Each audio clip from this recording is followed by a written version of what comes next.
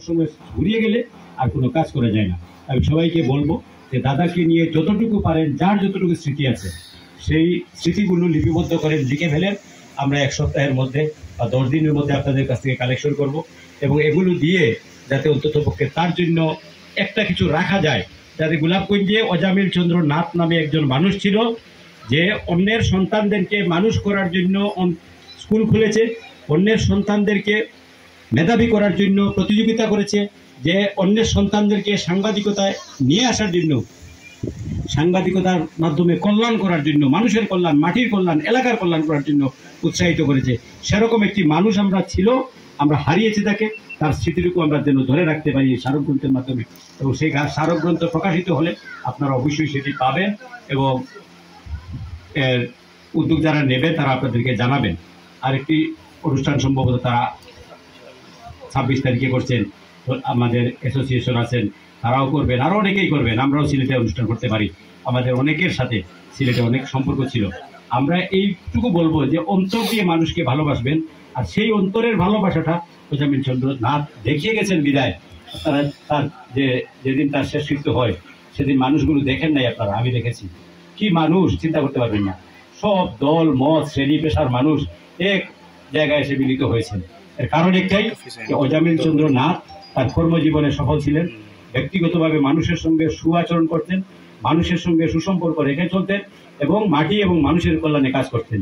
তার একটা স্বপ্ন ছিল, চন্দ্রনাথ পল্লী যদি দাঁড়ায়, ধারাবহর দাঁড়িয়ে যাবে, ঢাকা দক্ষিণ দাঁড়িয়ে যাবে, গোলাপগঞ্জ দাঁড়িয়ে যাবে, গোলাপগঞ্জ তথা সিলেট অঞ্চলের একটা পর্যটন কেন্দ্র হয়ে উঠবে। সব স্বপ্ন মানুষের পূরণ হয় না, দাদার সেই স্বপ্নটিও পূর্ণ রয়ে গেছে। কিন্তু আমরা মনে করি যে দাদা মারা গেছেন, মারা যাওয়ার পরে তার বাড়িতে যে অনুষ্ঠানটি হয়েছে, এই অনুষ্ঠানের ক্ষেত্র, এই পরিবেশ সব উনি যেন নিজ হাতে তৈরি করে গেছেন, যেন মনে করতে যে আমারও তো মানে এরকম একটা মিলন মেলা হবে আমার বাড়িতে। দাদা দেখছেন না, আমরা দেখছি, ওনার কর্মজীবন সার্থক। আমরা মনে করি উনি যেন পরপারে শান্তিতে থাকেন। সবচেয়ে বড় যে বিষয়, আমি আপনাদের কাছে অনুরোধ করব যে ওনার ভাইরা আছেন এই গ্রামে, ওনার সম্পত্তি আছে, ওনার বোনেরা আছেন। আমি একজন বোনের কথা না বললে নয়, বাবুদি বড় বোন, এমন কোনো দিন নাই আমাকে ফোন করেন নাই হসপিটালে। আমি তার টেলিফোনের কারণে মনে হতো যে দিদি কখন ফোন করবেন, আমি আগে হসপিটালে যাই, খবরটা নিয়ে আসি। সানি ফোন দিত, বাগনা তারা করতো, রিঙ্কু ফোন দিত, তা আমি মনে করতাম সকাল বিকাল আমার একটাই ডিউটি। আমি কাকে বলেছি যে দাদা মারা যাওয়ার 3 দিন পরে আমি বাসা থেকে বেরিয়ে ওসমানী হাসপাতালের দিকে চলে গেছি। আমার একটা রুটিন হয়ে গিয়েছিল। আমি অনুরোধ করব, যদি কারো মনে কোনো কষ্ট দিয়ে থাকে, চলার পথে অনেক অনেক অর্থ ব্যয় করেছে, নাম বলবো না, এক রাজনৈতিক নেতার জন্য অনেক কষ্ট করেছে, সেই নেতাকে বলেছিলাম কোনো খবর নেই নাই। এরকম বহু মানুষ আছে সমাজে, হয়তো পরিস্থিতির কারণে খবর নিতে পারে নাই, আমি সরি। কিন্তু লোক পাঠিয়েও অনেক কিছু করা যেত, অনেকে করেছে এরকম। আমরা যারা কাজ করি, মানুষের জন্য কাজ করি, কাউকে দেখানোর জন্য কাজ করি না। আড়ালে আবডালে অজামিল চন্দ্র নাথ যেভাবে কাজ করে গেছেন, সেই কাজগুলো, স্মৃতিগুলোকে ধরে রাখার জন্য আপনারা একটা উদ্যোগ নেবেন। তার একটা স্কুল আছে প্রতিষ্ঠিত, সেই স্কুলটিকে ধরে রাখবেন। যারা আছেন তাদেরকে অনুরোধ করব, তার ভাইদেরকে নিজের ভাই মনে করে সবাই সহযোগিতা করবেন। আপনাদের ভাই বোন যারা আছেন, আমি তাদেরকে বলছি, এখানে আপনারা দেখতে পাচ্ছেন যে 2-1টা ভাই তাদের আফসোসের কথা বলেছে যে অনেকে আসে নাই না, সবাই এসেছে। 2-1 জন তো অনেক কারণে আসতে না পারে, কিন্তু গোলাপগঞ্জের সব সাংবাদিক, সব সুধী সমাজ আপনাদের পরিবারের পাশে আছে। আপনাদের যে কোনো সুখে দুঃখে যখন আমাদেরকে ডাকবেন, আমরা আপনাদের পাশে থাকবো।